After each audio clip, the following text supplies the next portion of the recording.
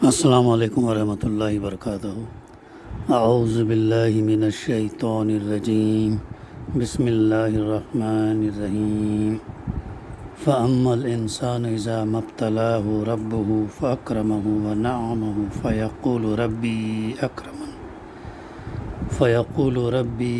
أَكْرَمَنِ وَأَمَّا إِذَا مَا ابْتَلَاهُ فَقَدَرَ عَلَيْهِ رِزْقَهُ فَيَقُولُ رَبِّي أَهَانَنِ کلا بل لا تکرمون الیتیم ولا تحاضون علی طعام المسکین وتأکلون التراث اکلا لما وتحبون المال حبا جما۔ صدق اللہ العلی العظیم۔ رب اشرح لی صدری ویسر لی امری واحلل عقدۃ من لسانی یفقہوا قولی ربی زدنی علما۔ مگر انسان کا حال یہ ہے کہ اس کا رب جب اس کو آزمائش میں ڈالتا ہے اور اسے عزت اور نعمت دیتا ہے تو وہ کہتا ہے کہ میرے رب نے مجھے عزت دار بنا دیا، اور جب وہ اس کو آزمائش میں ڈالتا ہے اور اس کا رزق اس پر تنگ کر دیتا ہے تو وہ کہتا ہے میرے رب نے مجھے ذلیل کر دیا۔ کلا ہرگز نہیں، بلکہ تم یتیم سے عزت کا سلوک نہیں کرتے اور مسکین کو کھانا کھلانے پر ایک دوسرے کو نہیں اکساتے اور میراث کا سارا مال سمیٹ کر کھا جاتے ہو اور مال کی محبت میں بری طرح گرفتار ہو۔ سورہ الفجر کی تفسیر کا سلسلہ الحمدللہ جاری ہے۔ ابھی ہم نے آیت نمبر 15 سے آیت نمبر 20 تک کی تلاوت اور ترجمانی سماعت فرمائی۔ گزشتہ ہمارے مطالعے میں آیت نمبر 11 نہیں بلکہ آیت نمبر 14 تک کا تفسیر اور بھی ہمارے سامنے آ چکی، اس لیے آیت نمبر 15 سے لیا گیا آج۔ تو بڑی اہم بات یہاں پر اللہ سبحانہ وتعالیٰ بیان فرما رہا ہے۔ انسان کا حال یہ ہے، یعنی لوگوں کی عام اخلاقی حالت پر تنقید کر کے یہ بتایا جا رہا کہ دنیا کی زندگی میں یہ رویہ جن انسانوں نے اختیار کر رکھا ہے، آخر کیا وجہ ہے کہ ان سے کبھی باس پرس نہ ہو، اور اس بات کو عقل اور اخلاق کا تقاضا کیسے مانا جا سکتا ہے۔ یہ سب کچھ کر کے جب انسان دنیا سے رخصت ہو جائے تو اسے کسی جزا اور سزا سے سابقہ پیش نہ آئے۔ کتنی اہم بات ہے، یہ کیسے ممکن ہے کہ انسان دنیا میں اتنے سال زندگی گزارنے کے بعد اور جس نے اچھا کام کیا اس کو اجر نہ ملے اور جس نے برا کام کیا اس کو سزا نہ ملے؟ یہ کیسا انصاف ہو سکتا ہے؟ یہ سمجھایا جا رہا ہے۔ تو یہ جو ہے ہوگا نہیں ایسا، لیکن انسان کا حال یہ ہے کہ اس کا رب یعنی اس کو آزمائش میں ڈالتا ہے۔ یہ ہماری زندگی کیا ہے، جتنے بھی سال ہم اس دنیا میں رہتے ہیں پوری زندگی ہماری کیا ہے، آزمائش ہے۔ تو کسی کو اللہ سبحانہ وتعالیٰ دے کر آزما رہا ہے اور کسی سے اللہ تعالیٰ لے کر کے آزما رہا ہے۔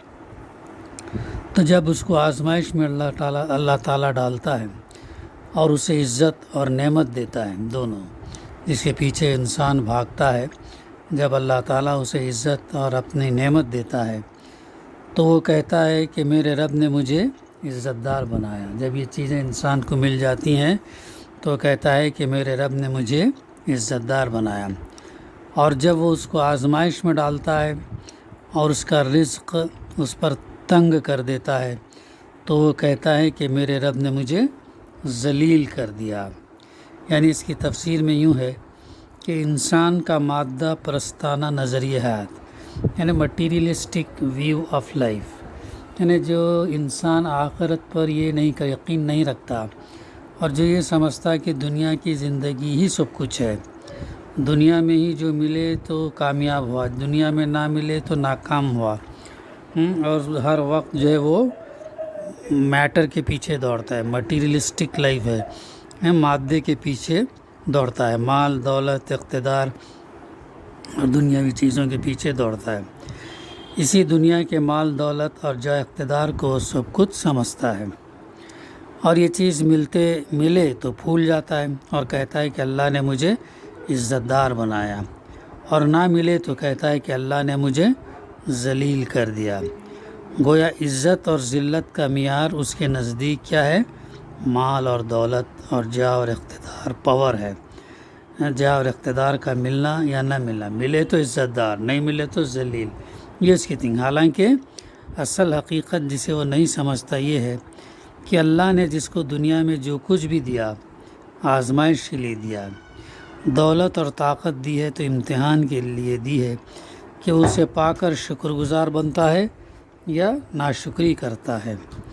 مفلس اور تنگ حال بنایا تو اس میں بھی اس کا امتحان ہے کہ صبر اور قناعت یعنی سیلف کنٹینٹ کے ساتھ راضی برضا رہتا ہے اور جائز حدود کے اندر رہتے ہوئے اپنے مشکلات کا مقابلہ کرتا ہے، یا اخلاق اور دیانت کی ہر حد کو پھان جانے پر آمادہ ہو جاتا ہے اور اپنے اللہ کو کوسنے لگتا ہے۔ تو اللہ تعالیٰ جو ہے وہ ٹیسٹ کرنا جا رہا ہے۔ دونوں صورتوں میں انسان کی کیا ہے؟ آزمائش ہے۔ یہاں کی کامیابی ملے تو اللہ خوش ہے، ایسا نہیں۔ یہاں ناکام ہوا تو اللہ ناراض ہے، ایسا نہیں، بلکہ دونوں صورتوں میں انسان کی آزمائش، اللہ کا شکر ادا کرتے رہنا چاہیے۔ تنگ دستی میں، تنگی میں، مصیبت میں صبر کرنا چاہیے۔ وہ حدیث جس میں اللہ کے رسول صلی اللہ علیہ وسلم کیا فرمایا؟ مومن کا معاملہ بھی عجیب ہے، جب اللہ تعالیٰ اسے آسائش، عزت اور یہ چیزیں دیتا ہے تو اللہ کا شکر ادا کرتا ہے، زبان سے بھی اور عمل سے۔ اور جب اللہ تعالیٰ اس پر مصیبت یا پریشانی ڈالتا ہے تو اس پر کیا کرتا ہے؟ صبر کرتا ہے، استقامت اختیار کرتا ہے۔ تو یہ چیز جو ہمیں ذہن میں رکھنا چاہیے۔ پھر آگے اللہ تعالیٰ فرما رہے کلا بل لا تکرمون الیتیم، ہرگز نہیں، بلکہ تم یتیم سے عزت کا سلوک نہیں کرتے۔ ہرگز نہیں یعنی یہ عزت اور ذلت کا معیار ہرگز نہیں ہے۔ تم سخت غلط فہمی میں مبتلا ہو کہ اخلاق کی بھلائی اور برائی کے بجائے تم نے اسے معیار عزت اور ذلت بنا رکھا ہے۔ یہ تم نے اپنا کرائٹیریا، اپنے بنیاد پر رہے گا، ایسا نہیں ہے۔ یعنی اب یتیم کے ساتھ تم عزت کا سلوک نہیں کرتے، یعنی جب تک اس کا باپ زندہ رہتا اس کے ساتھ تمہارا برتاؤ کچھ اور ہوتا ہے، اور جب اس کا باپ مر جاتا ہے تو ہمسائے اور دور کے رشتہ دار تو درکنار، چچا اور ماموں اور بڑے بھائی تک اس سے آنکھیں پھیر لیتے ہیں۔ یہ جاہلیت کے اندر جو ہے بہت تھا، اور آج بھی جو ہے ہمیں سماج میں، معاشرے میں ایسی چیزیں دکھنے کو ملتے ہیں۔ اسی لیے بار بار یتیم کا خیال رکھنا، یتیم کی کفالت میں کتنا اجر ہے اور کتنا اس کا ثواب ہے، اللہ کے رسول صلی اللہ علیہ وسلم نے اپنی متعدد احادیث کے اندر بیان فرمایا۔ اور یہ بھی بات ہمارے سامنے بارہا آتی ہے، جس گھر میں یتیم کی اگر پرورش ہو تو وہ گھر جو ہے اللہ کے رسول صلی اللہ علیہ وسلم نے فرمایا بہترین گھر ہے۔ تو بار بار جو ہے یتیموں کے تعلق سے قرآن مجید جو ہے تذکرہ کرتا ہے کہ ان کے ساتھ اچھا برتاؤ کرو، ان کا خیال رکھو، ان کو ستاؤ مت، ان کا مال مت ہڑپ کرو، ان کے ساتھ عزت کا سلوک کرو۔ یہ تمام چیزیں جو ہے آتی ہیں یتیم کے ساتھ، بہت امپورٹنٹ ہے۔ آگے فرمایا جا رہا وَلَا تَحَاضُّونَ عَلَىٰ طَعَامِ الْمِسْكِينِ، اور مسکین کو کھانا کھلانے پر ایک دوسرے کو نہیں اکساتے، یعنی تمہارے معاشرے میں غریبوں کو کھانا کھلانے کا کوئی چرچا نہیں ہے، نہ کوئی خود کسی بھوکے کو کھانا کھلانے پر آمادہ ہوتا ہے، نہ لوگوں میں یہ جذبہ پایا جاتا ہے کہ بھوکوں کی بھوک مٹانے کے لیے کوئی فکر کرے اور ایک دوسرے کو اس کا انتظام کرنے پر اکسائیں۔ تو یہ جو ہے غور کرنے کی بات ہے۔ یہ تمام چیزیں کرنے کے بعد میں اللہ تعالیٰ یہ نہیں فرما رہا کہ نماز یہ کرو، ادا کرو، قائم کرو، یہ زکوٰۃ دو، روزے رکھو، حج کرو، نہیں، بلکہ یہ انسان کے خدمت خلق اس جذبے کو جو ہے ابھارا جا رہا ہے۔ یتیموں کے ساتھ اچھا سلوک کرنا، مسکین کو کھانا کھلانے پر ایک دوسرے کو اکسانا۔ پھر آگے کیا فرمایا؟ وَتَأْكُلُونَ التُّرَاثَ أَكْلًا لَمًّا، یعنی اور میراث کا سارا مال سمیٹ کر کھا جاتے ہو۔ یعنی یہ وہ چیزیں ہیں جو آخرت کا اگر یقین نہ ہو تو انسان دنیا کی زندگی کو سب کچھ سمجھتا ہے اور اسی کے مطابق جو ہے پھر وہ حرکتیں و اخلاقی پستی میں گرتا ہے۔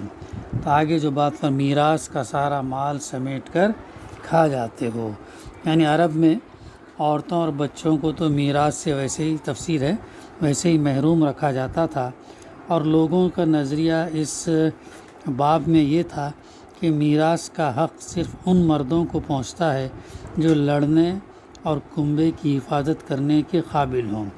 اس کے علاوہ مرنے والے کے وارثوں میں جو زیادہ طاقتور اور بااثر ہوتا تھا وہ بلا تعمل ساری میراث سمیٹ لیتا تھا اور ان سب لوگوں کا حصہ مار کھاتا تھا جو اپنا حصہ حاصل کرنے کا بل بوتا نہ رکھتے ہوں۔ حق اور فرض کی کوئی اہمیت ان کے نگاہ میں نہ تھی کہ ایمانداری کے ساتھ اپنا فرض سمجھ کر حقدار کو اس کا حق دیں، خواہ وہ اسے حاصل کرنے کی طاقت رکھتا ہو یا نہ رکھتا ہو۔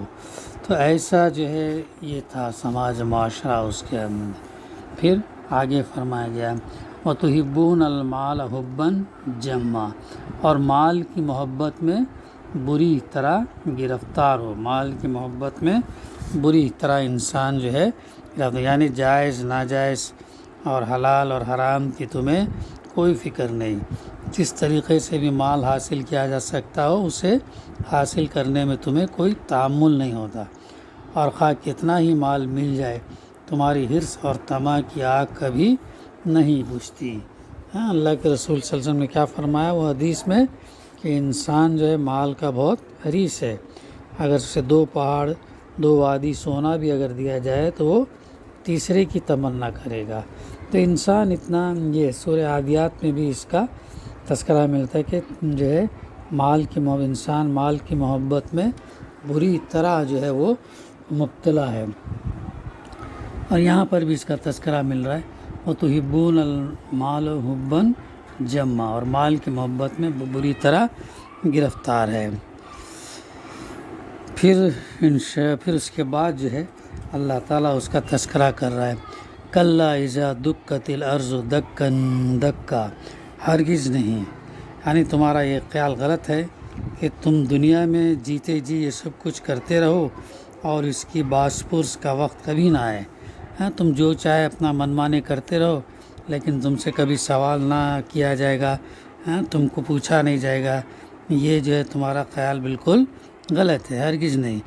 جب زمین پے در پے کوٹ کوٹ کر ریگزار بنا دی جائے گی، وَجَاءَ رَبُّكَ وَالْمَلَكُ صَفًّا صَفًّا، اور تمہارا رب جلوہ فرما ہوگا، اور اس دن جو ہے یہ قیامت کا تذکرہ ہے، اور اس دن تمہارا رب جلوہ فرما ہوگا، یعنی یہاں پر اصل الفاظ ہیں جاء ربک، جن کا لفظی ترجمہ ہے تیرا رب آئے گا، لیکن ظاہر ہے کہ اللہ تعالیٰ ایک جگہ سے دوسری جگہ منتقل ہونے کا کوئی سوال پیدا نہیں ہوتا، اس لیے لا محالہ اس کو ایک تمثیلی انداز بیان ہی سمجھنا ہوگا، جس سے یہ تصور دلانا مقصود ہے کہ اس وقت اللہ تعالیٰ کی اقتدار اور اس کی سلطانی و قہاری کے آثار اس طرح ظاہر ہوں گے جیسا دنیا میں کسی بادشاہ کے تمام لشکروں اور اعیان سلطنت کی آمد سے وہ رعب